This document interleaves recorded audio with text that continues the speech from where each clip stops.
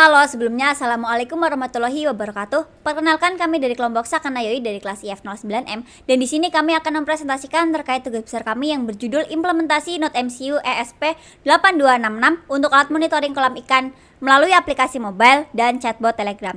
Nah, di sini saya ditemani oleh rekan-rekan saya yaitu Saya Farhan Aryo Pangestu dengan NIM 21102059. Saya Puspita Kartikasari dengan NIM 21102075. dan saya sendiri Amalia Secati dengan NIM 21102069.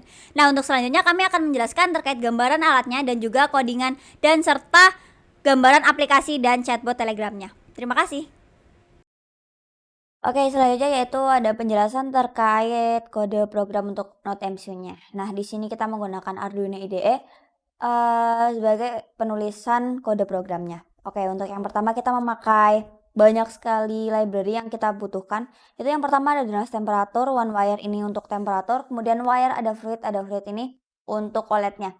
Dan selanjutnya ada Firebase karena kita menggunakan Firebase, jadi kita membutuhkan library dari Firebase.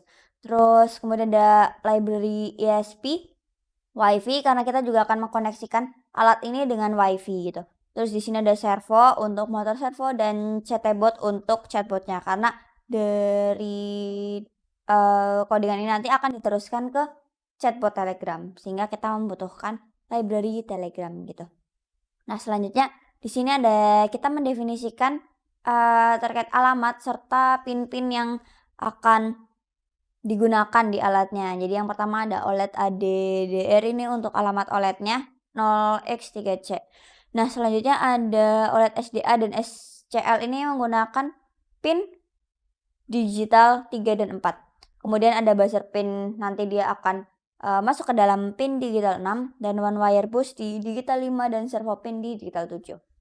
Nah, kemudian di sini kita selanjutnya di sini kita ada pendefinisian terkait beberapa variabel yang kita gunakan dengan menggunakan konstanta karena nilainya nanti dia nggak akan berubah. Nah, kita mendefinisikan sensor pin ini nanti masuk sebagai analog 0. Kemudian flow sensor pin itu di digital 0 dan kemudian di sini kita mendefinisikan terkait SSID serta password yang digunakan untuk supaya alatnya itu nanti dapat terhubung ke internet gitu. Jadi kita menggunakan SSID ini dan passwordnya ini. Kemudian di sini ada host. Nah, host ini dia itu host alamat API dari Firebase-nya. Nih, kita tinggal kopikan alamatnya kemudian masukkan di sini. Nah, kemudian di sini ada out. Out ini apa? Out ini sebenarnya kode autentikasi dari Firebase. Nah, ini dikasih oleh Firebase langsung. Jadi kita nggak bikin kode autentikasi gitu. Terus di sini ada string Telegram token. Nah, ini token yang kita dapat dari request ke Telegram. Jadi kan karena kita ingin membuat bot Telegram, jadi kita membuat request bot Telegram gitu. Nah, ini tokennya. Kemudian di sini ada inisialisasi awal nilai awal untuk beberapa variabel. Nah, di sini ada flow pulse 0, current time intervalnya itu 1000, flow rate-nya 0, total liters 0 dan I sama dengan 0. Ini I-nya nanti untuk perulangan aja sih. Nah, kemudian di sini kita ada pembuatan objek dari library yang sudah kita include-kan tadi, sudah kita masukkan tadi, itu kita membuat objek mybot dari library chatbot, kemudian Firebase dari Firebase data, servo dan seterusnya. Nah, di sini dia membuat objek dengan parameter tertentu yang emang kita sudah definisikan. Tadi one wire bus ini kan dia di sini nih, D5.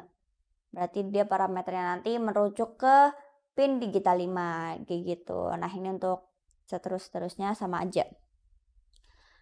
Kemudian kita masuk ke prosedurnya. Jadi di sini ada fungsi void setup. Nah, fungsi void setup ini biasanya memang dilakukan cukup sekali ketika program berjalan gitu. Yang pertama pasti kita ngeset displaynya ya karena ya emang pertama kali jalan kita tuh harus menampilkan sesuatu gitu. Jadi dimulai begin terus menghapus semua layarnya, kemudian kita mengeset text size-nya atau ukuran teksnya, kemudian warnanya dia menjadi putih dan kursornya itu 2820. Nah, 2820 ini dia ini untuk X dan ini untuk Y. Jadi berapa kotak gitu. Ada 28 28 kotak dan 20 kotak ke samping kanan, dan ini untuk 20 kotak ke bawah gitu. Jadi supaya nanti tulisannya tuh berada di tengah karena kita di sini menggunakan OLED. Kemudian selanjutnya kita print juga connecting seperti ini untuk tanda aja sih, untuk supaya user itu tahu kalau misal alat ini sedang connecting ke internet gitu. Nah, di sini dia ada pin mode, buzzer pin, output. Jadi kita mendefinisikan buzzer pin itu sebagai output. Kemudian di sini ada Wi-Fi begin SSID password. Ini seperti yang sudah kita definisikan tadi di atas terkait SSID dan password. Jadi di sini tuh melakukan koneksi ke Wi-Fi gitu. Nah, kemudian di sini ada perulangan nih. Ada pengkondisian while. Pengkondisian while ini dia mengecek apakah statusnya dia connected atau tidak. Nah, kalau dia tidak connected, berarti dia akan melakukan ini. Dia akan terus terconnecting, kemudian ada ini, ada bintang. Jadi nanti akan ada bintang ketika dia masih dalam proses connecting. Jadi belum connected gitu. Ini masih proses connecting. Jadi dia akan menampilkan kayak loading gitu, loading page. Kemudian di sini ada buzzer pin low. Pokoknya biar bunyinya itu dari high ke low. Jadi tit gitu. Nah, setelah itu di sini ada delay 1000 digital write buzzer pin high. Terus di sini nih ketika si Wi-Fi-nya itu sudah connected, jadi dia ada delaynya 1000. Jadi nanti dia lebih panjang gitu bunyinya, tit kayak gitu. Ada delay nih, delay seperti ini. Kemudian ada string juga Wi-Fi connected untuk mengindikasikan kalau misal alat itu sudah terhubung ke internet kayak gitu. Nah, di sini dimatikan lagi buzzer pin low. Tadi kan high, terus kemudian dilaukan supaya tidak terus berbunyi gitu. Nah, terus di sini ada fungsi yang akan berulang terus-menerus selama alat ini masih menyala gitu. Nah, di sini kita ada mendefinisikan current time itu millis, itu mendapatkan waktu dalam milidetik gitu.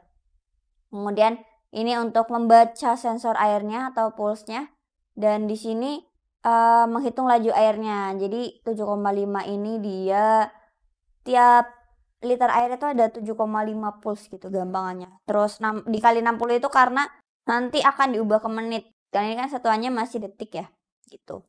Terus ini juga untuk perhitungan total liters yang perkiraan total liter gitu. Total liter kolam yang kita dapat dari flow rate dan intervalnya.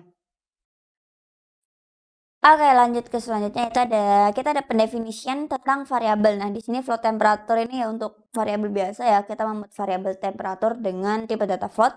Kemudian ada sensor value di sini pembacaan sensor ketinggian air. Nah, di sini kan ada analog read. Tadi kan kita sensor pin didefinisikan di analog 0 gitu. Nah, di sini kita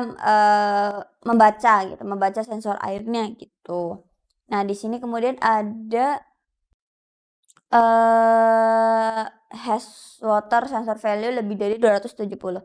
Nah, ini maksudnya apa? Ini tuh sebenarnya 270 ini nilai yang sensor dapatkan gitu lah. Kalau misal dia lebih dari 270 berarti mengindikasikan bahwa kolam tersebut itu ada airnya. Namun kalau kurang berarti ya kurang gitu. Nah, di sini ada string 1 hash water normal kurang. Ini sebenarnya kayak pengkondisian if else cuman lebih sederhana ya. Jadi kalau misal ini bernilai true berarti dia akan berisi normal, dan kalau misal dia kurang dari 270 berarti ya dia akan mengindikasikan kalau misal hash water itu kurang. Terus selanjutnya di sini ada sensor request temperatur. Nah, di sini kita merequest nih meminta berapa sih suhu dari kolam itu dari sensor suhunya gitu. Kita meminta request gitu dulu. Nah, di sini sensor get temperatur itu ya kita mengambil nilainya yang tadi kita request, kemudian kita taruh di variabel temperatur. Selanjutnya ini untuk tampilan displaynya aja, kayak clear display ini untuk membersihkan layar, kemudian set cursor segala macem. Ini di sini ada ada string untuk air, kemudian temperatur, kemudian ada alirannya dan setelah ada alirannya. Ini untuk penampilan aja sih untuk di LCD-nya, kayak gitu. Nanti juga akan nanti teman-teman semuanya akan tahu implementasi alatnya itu seperti apa. Nah, nanti akan ada tulisan-tulisan seperti ini, kayak gitu. Nah, selanjutnya di sini nih, Firebase, set, float, dan lain-lain. Nah, ini sebenarnya string ini untuk kita menyambungkan ke Firebase aja sih. Sebenarnya kita mau mengirim data-data ini nih. Data-data ini, flow rate, total liters, temperatur, dan status ke dalam ini directory ini yang ada di Firebase. Nah, jadi nanti kita mengirimkan data ke Firebase-nya kayak gitu. Kemudian di sini ada pengkondisian if ya, if. Nah, di sini if-nya itu untuk apa? Kan untuk alat kita itu ada otomatisasi makanan ya. Nah, kalau misal nanti di Firebase itu nilai makan itu sama dengan true atau false gitu kan. Nah, berarti dia akan melakukan nih rotate servo kemudian reset servo. Nanti akan ada dijelaskan di bawah codingannya nih di sini. Nah, jadi ketika dia variabel makannya bernilai true, dia akan melakukan ini, rotate servo, kemudian dikasih delay dan reset servo. Kemudian setelah itu mengirimkan nilai makan ini menjadi false lagi, karena tadi kan sudah true nih. Sudah true, setelah kita rotate kemudian kita falsekan lagi supaya supaya tidak terbuka terus-menerus gitu. Nah, di sini ada pengkondisian untuk pengiriman data ke chatbotnya. Jadi ketika statusnya kurang atau temperaturnya lebih dari 40 atau flow rate-nya itu sama dengan 0, ini berarti ini kan pakai OR ya. Jadi kalau misal salah satu kondisi dia terpenuhi, dia akan melakukan mengeksekusi hal ini gitu.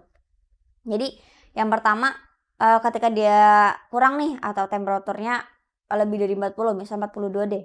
Berarti dia akan mengirimkan nih mybot send message. Dia akan mengirim chatbot yang ada di Telegram nanti akan mengirim pesan berupa kayak gini.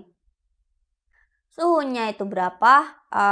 Terus ini kita buat sebagai string karena emang send message itu kita harus menggunakan string. Tidak bisa memakai integer atau float. Karena kan tadi ini kan kita kalau nggak salah pakai float ya. Kalau nggak integer gitu. Jadi harus diubah dulu ke string. Terus semuanya kayak gini. Nah, jadi yang ditampilkan itu terkait suhu, flow rate, dan status air. Nanti pesannya seputar ini aja. Kemudian di sini ada fungsi untuk rotate servo. Nah, dia di sini melakukan perulangan nih. Perulangan untuk memutar servonya itu dari 0 ke 180. Dia kan berulang-ulang nih.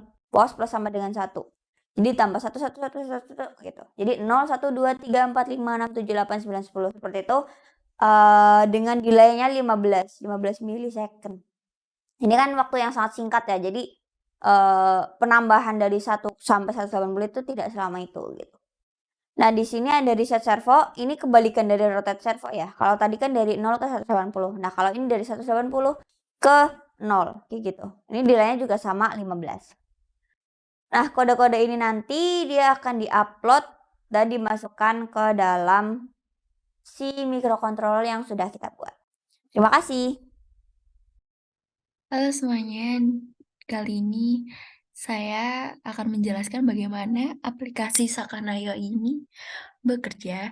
Nah, di sini ada home, kemudian ada indikator, ada makanan, pengaturan makanan, dan juga ada to-do list. Nah, pada versi yang pertama ini yang sudah kita buat adalah dengan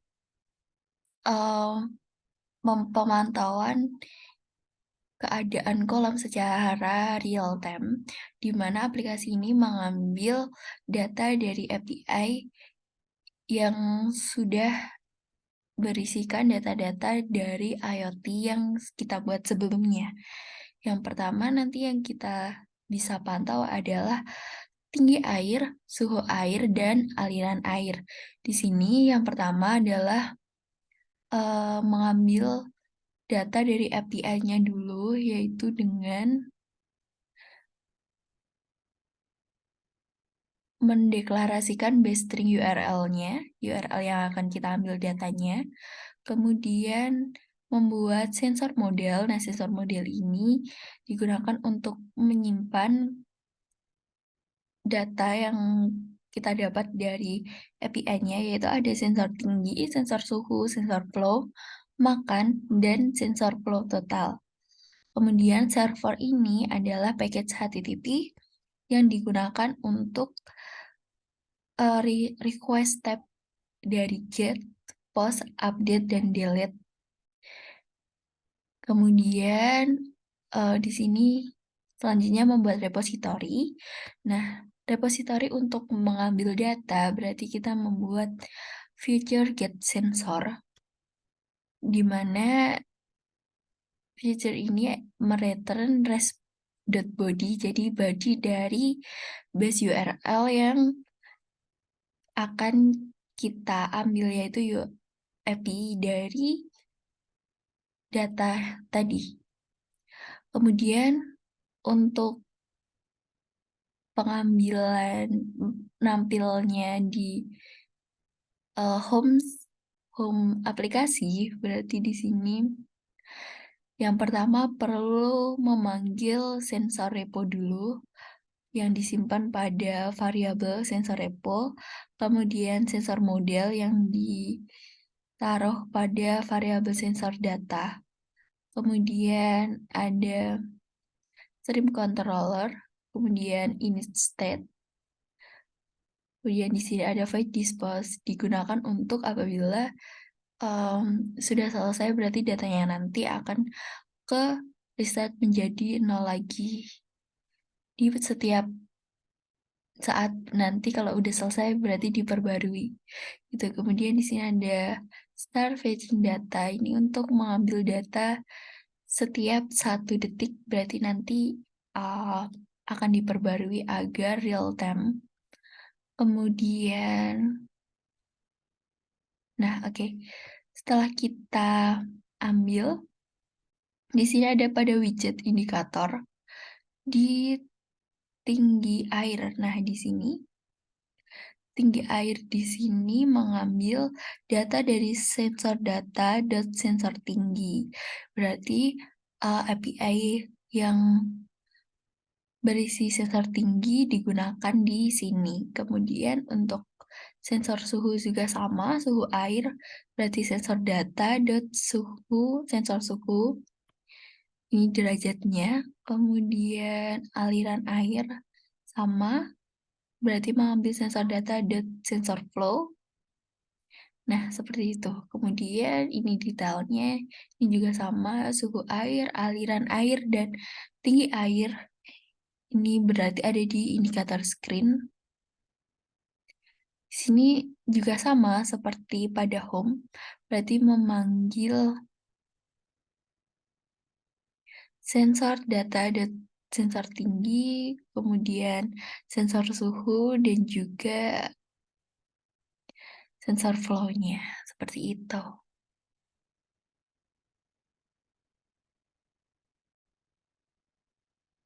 Selanjutnya saya akan melihatkan real-time database-nya, di mana ini udah sama. Sensor flow-nya dia 0, yaitu aliran airnya 0. Kemudian sensor flow dari suhunya, suhu berarti 28,4375 derajat. Di sini kemudian tinggi airnya juga kurang. Seperti itu. Sekian dari saya. Terima kasih.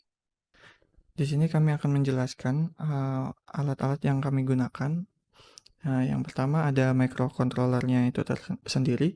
Kami menggunakan Node MCU ESP8266 dengan baseplate-nya untuk memudahkan menggunakan DC adapter dan memudahkan menggunakan pin-pinnya. Gitu. Lalu ada breadboard. Di sini kita menggunakan yang kecil untuk pemasangan buzzer dan resistor. Resistor ini difungsikan untuk sensor suhu. Nah, ini sensor suhunya. Nah, di sini ada water sensor juga untuk mendeteksi apakah airnya normal atau kurang. Terus di sini ada water flow sensor.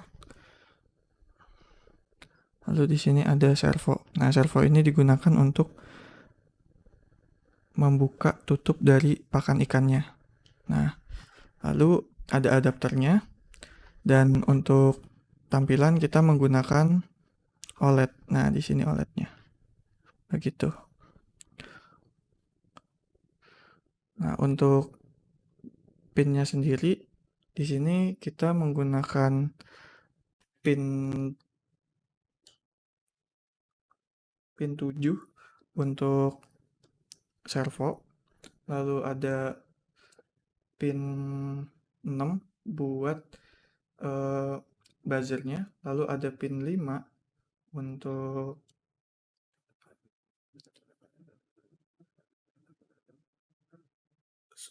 suhu, untuk sensor suhu, lalu ada pin 2 sama D1 buat OLED-nya, lalu ada pin 0 buat water flow sensornya. Nah, yang analog kita menggunakan A0 untuk water sensornya, begitu. Nah, lalu kita masuk ke bagian tampilan dari IoT-nya. Oke, selanjutnya kita akan mendemokan IoT-nya dengan cara kita hubungkan adapter DC-nya tadi ke port yang ada di base plate-nya tadi. Nah, di sini tinggal dihubungkan saja. Dia sedang melakukan koneksi ke WiFi. Nah, sudah terkoneksi. Nah, di sini udah terlihat dia ngedeteksi kalau sensor airnya kurang.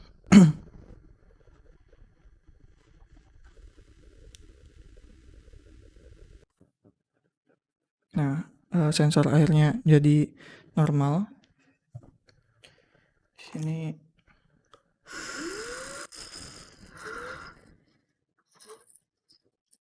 nah, itu flow-nya terbaca juga, suhunya juga terbaca.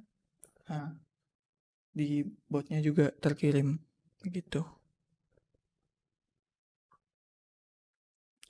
Oke, sekian demo alatnya.